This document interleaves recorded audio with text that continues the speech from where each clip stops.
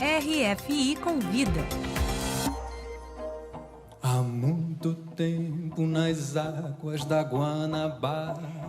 Ele nasceu no Rio de Janeiro e, como muitos adolescentes, teve uma banda de rock, cantou em corais e vários grupos vocais. Se formou em música, trabalhou como professor e passou a escrever, primeiro poemas, depois livros, alguns traduzidos para o espanhol. E desde 2012, o Luca Argel vive em Portugal, para onde ele veio cursar mestrado em literatura na Universidade do Porto. Mas, aos poucos, a atividade literária foi ficando de lado e a música é a mais importante na sua vida hoje. Bem-vindo aqui à RFI. Muito obrigado, prazer estar aqui. Sim, hoje a música tomou de assalto completamente o meu tempo, os meus dias, as minhas energias. Mas eu não considero muito que o meu trabalho com música, com a canção, seja completamente separado do trabalho com poesia. A música é uma outra forma da poesia existir, da poesia se manifestar. Então, é a palavra, seja ela escrita num livro, ou seja ela cantada, é que é o meu interesse. Logo que você chegou aqui na Europa, você logo formou dois grupos, né? Samba Sem Fronteiras e depois Orquestra Bamba Social, como cantor Isso. e compositor. Mas me chamou a atenção que o teu primeiro disco experimental, né, digamos, solo, foi lançado em 2016. E aí voltado para música eletrônica. Como é que é esse casamento samba eletrônico? Não, isso o meu percurso é meio em zigue-zague. Eu tenho interesses muito díspares, assim, que às vezes se cruzam, se chocam e saem coisas diferentes. Isso em 2016 foi uma época que eu estava muito interessado em trabalhar com música eletrônica, em aprender a mexer nos aparelhinhos todos e fazer. E gravei um disco assim que acabou sendo o meu primeiro disco autoral. Antes disso eu nunca já tinha gravado e feito músicas e tudo, mas sempre em coletivo, não em nome próprio. Esse foi o meu primeiro disco em nome próprio, mas logo depois eu comecei a sentir mais forte o chamado do samba, da canção. E no ano seguinte gravei um disco já de sambas, cantando só voz e violão, que foi o que veio se desenrolando até dar no Samba de Guerrilha, que é o Então, meu último álbum. recapitulando, em 2017, Bandeira, né, que é o Bandeira, teu segundo álbum. Como exatamente. você descreve, uma textura minimalista. O que é isso? Exatamente, é porque ele é só voz e violão. Não tem absolutamente mais nada de sons diferentes no disco. É o mínimo do mínimo a canção reduzida ao seu mínimo. Depois, 2019, veio o terceiro álbum, Conversa de Fila. Aí sim, leveza, bom humor, tudo que a gente está acostumado a ver no samba. Exatamente. Aí o Conversa de Fila já é um álbum que eu já venho acompanhado de um músico que toca instrumentos que são tradicionais do samba, mas não são instrumentos muito tradicionais na música em geral, que são a caixinha de fósforo, a prato e faca, a frigideira, instrumentos muito leves, muito pequenos e portáteis, porque a gente viajou bastante por Portugal e eu queria uma coisa super portátil assim para o nosso concerto. E esse foi o Conversa de Fila, é um disco muito mais aberto, muito mais solar, muito mais divertido. E que nem são instrumentos, né? É, Você chama não, instrumentos. o samba transformou esses objetos em instrumentos. Aí, 2021, sim, o Samba de Guerrilha, né? O mais recente projeto, então, do Luca. E aí, uma nova virada na carreira. E aí, mistura um pouco de história, né? Porque você pega sambas que contam um pouco da própria história do Brasil, né? Sambas que foram mal vistos, digamos, na época da ditadura. Conta pra gente. Completamente. Na época da ditadura e também no início do século XX, quando a herança assim, do passado de escravidão no Brasil ainda era muito recente e todas as atividades culturais feitas pela comunidade negra do Rio de Janeiro. Falo do Rio de Janeiro porque ali era a capital do país, enfim, era onde se concentravam muitas coisas. Mas, em geral, isso era uma regra que se aplicava no país todo. Tudo que era manifestação cultural de origem afro-brasileira era muito mal visto, tinha muito preconceito na sociedade, então eram proibidos. E isso foi uma coisa que o samba conseguiu superar com o tempo, esse preconceito, mas ele volta com força durante a ditadura militar, porque também o samba é uma música para as comunidades onde o samba nasceu, que representa um certo tipo de resistência. E compositores super importantes da música brasileira usaram o samba como uma forma de articular um discurso contestador, um discurso alternativo ao discurso do regime.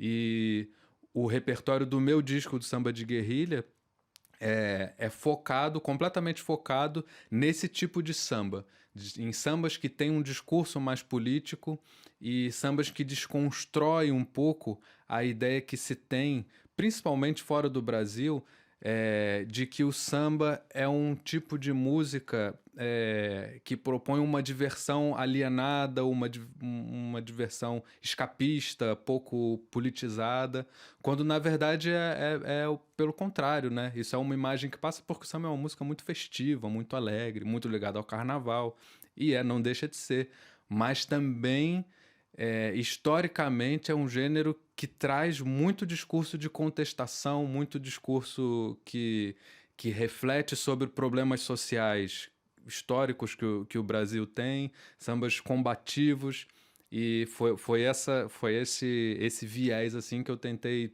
trazer mais à tona no Samba de Guerrilha.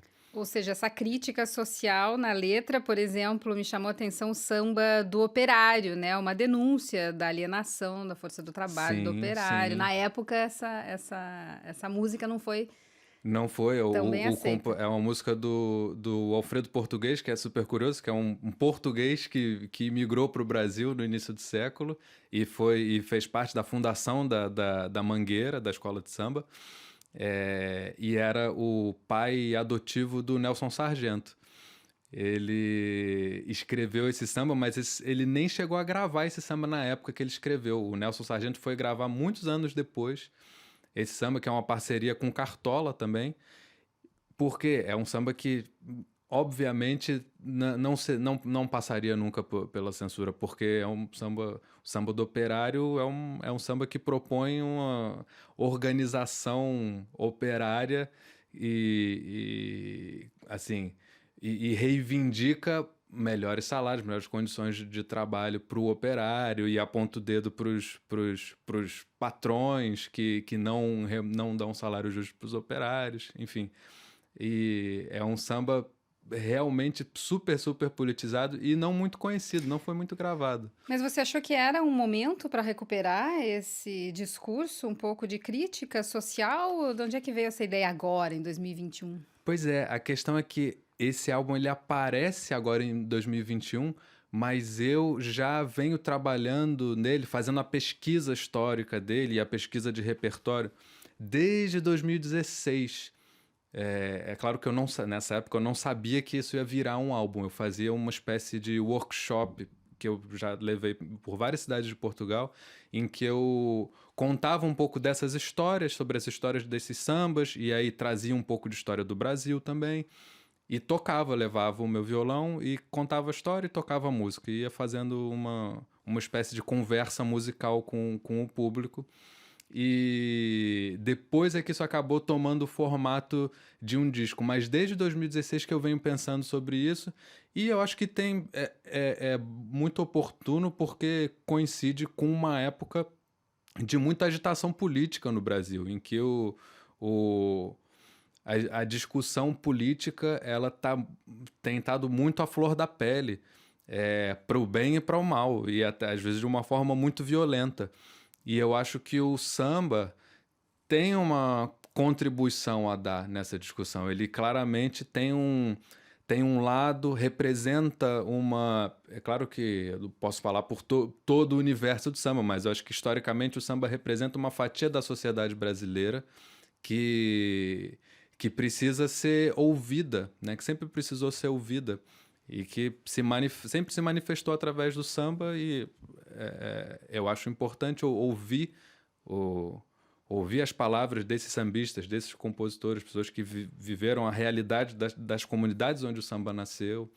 Você hoje já tem dupla cidadania, né? Cidadão português e brasileiro. Como é que é a tua vida em Portugal? Como é que os portugueses recebem esse carioca? Eu sempre me senti muito bem recebido em Portugal. Eu vivi a maior parte do tempo em Portugal no Porto, que era uma cidade que não tinha muito a cena, assim, o movimento do samba, das rodas de samba. E foi uma coisa que eu, com outros amigos brasileiros que chegaram em Portugal mais ou menos na mesma época, começamos a fazer completamente por brincadeira, para nós mesmos, porque a gente gostava. E foi a receptividade do público português que permitiu que nós nos profissionalizássemos como grupo. E o samba, pouco tempo depois, acabou se tornando o meu trabalho, coisa que eu nem imaginava que ia acontecer quando eu cheguei em Portugal. O samba me proporcionou isso, e muito graças à receptividade dos portugueses para com a música brasileira. Eles são muito interessados, e isso foi um estímulo grande também para fazer um álbum dedicado à história do samba, para mostrar também coisas que certamente que os portugueses não conheciam, né? E Portugal, uma porta da Europa, né? Porque aqui em Paris, por exemplo, você foi o único brasileiro a participar do espetáculo Vozes Lusófonas, que aconteceu no Teatro do Châtelet como parte da programação da temporada França-Portugal. Quer dizer, aqui também esse interesse pelo samba é grande. Completamente, sim. E tá em Portugal, sem dúvida, foi uma porta assim de entrada para chegar na programação desse festival. Porque eu, em Portugal, trabalho com música brasileira, e um evento de música lusófona também queria contemplar um pouco de música brasileira. E foi incrível, foi a minha primeira vez na França, a primeira vez que eu vim tocar e visitar. Eu nunca tinha vindo a Paris. Próximos projetos, quais são? Meu próximo projeto é uma espécie de... Ainda está muito no comecinho, mas é uma espécie de continuação do samba de guerrilha, mas com um detalhe fundamental diferente, que é: eu agora quero ser o compositor das músicas, não só cuidar da curadoria, assim, contextualização histórica, mas ao longo do processo de gravar o samba de guerrilha, eu também fui escrevendo as minhas próprias composições ali dentro que tem a ver com esse universo, que aborda a nossa própria história, o nosso próprio passado, e algumas características do samba e outras manifestações também afro-brasileiras. E então vai ser uma coisa numa linha parecida com o samba de guerrilha, mas já não vai ser uma recuperação de sambas antigos, vão ser composições inéditas. A gente fica no aguardo, então. Sobe o som, a gente termina essa entrevista, então, com um pouco mais do Luca Argel, meu entrevistado aqui na Refi Convida de hoje. Obrigada e muito bem-vindo. Eu que agradeço. Samba agoniza, mas não morre. Alguém sempre te socorre antes do suspiro derradeiro.